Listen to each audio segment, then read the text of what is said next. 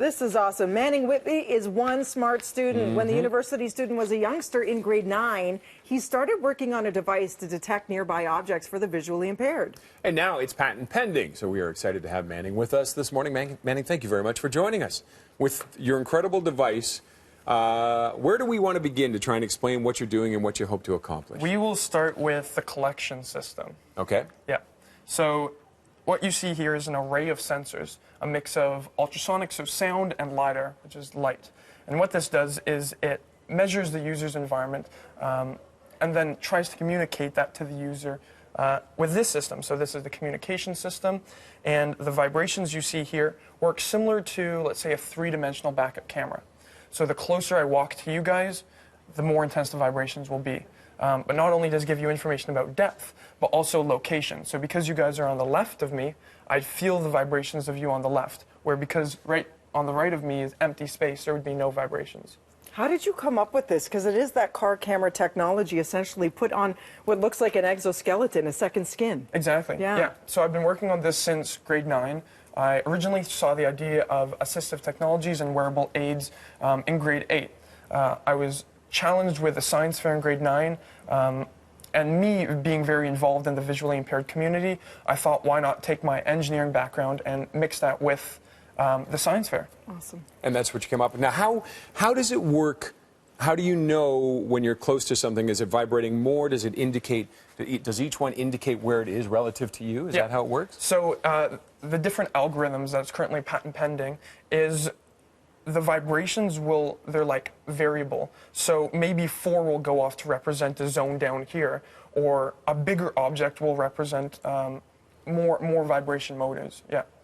And do people actually do you start seeing a mental picture of it then? Yeah, exactly. So the learning curve to it is that over time, it becomes that second sense, that second language, where you become more agile the more you use it and move through your environment collision-free. So what are the next steps? Because I know you're heading to Ottawa to start up school in, like a few days, right? Yes, I leave Thursday. Yeah. Awesome. So what are the next steps with this patent pending? Currently, we're looking to incorporate the startup I have right now, IncoNav, and then we're looking to do more field tests, hopefully get a product marketable within 1 to 2 years.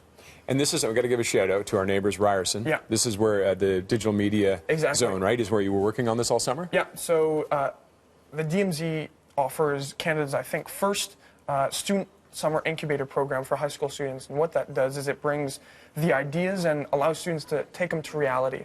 And how they do that is through workshops, one-on-one mentorship. We even did tours to Facebook, Google, and Shopify. And these workshops are wide-ranging, from like government funding, business development, and so forth. Only 18, and you're a true pioneer in this. What sort of feedback are you getting so far in terms of how far-reaching this will be once it's fully developed?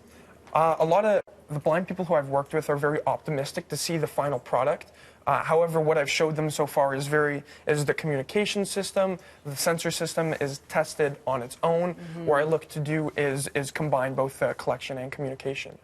And you must be getting some wonderful feedback from them on that, though, too. For sure. On what works, what doesn't work. Exactly. Yeah, they're very excited to see, and they're very critical to give me that insight of what they want. Where'd you get this? Where'd you get this ability to have fun with? I mean, it sounds like you're enjoying it, right? Yeah. You love what you're doing. Did your parents instill this in you? No. I tried, Mom and Dad. I tried. I think I've been inventing since like kindergarten. I was making Rube Goldberg machines in daycare. Which are awesome, by the way. Yeah, I think my first invention was a blueberry sugar coating machine in daycare. Oh my God! Daycare. Yeah, you put the blueberries at the top, and then it'd run it through like this cardboard system, and just dump sugar on it. Because why not? Why not? Blueberries No, are I sweet love enough, sugar blueberries. It's so interesting watching you, I'm going to say, like, tinker in your basement doing something. So it reminds me of Iron Man. Yes. When you see him working away, like you are the real-life young one leading us. Not yet. You're Shut up, getting Elon there. Musk. If you see this, Call, right? Call, please. Elon, if you're watching right now, call him. Call You're going to Manning. want this one. When do you hope to have that on the market? Any idea? 1 to 2 years. 1 to 2 years. Yes. Awesome. Beautiful. Good luck and all the thank best. you. Yeah, and all the best with school Thank you and very with that much. as well. Where do we find more information? Inconav.com. IncoNav? INCONAV.com. Thank you. Beautiful.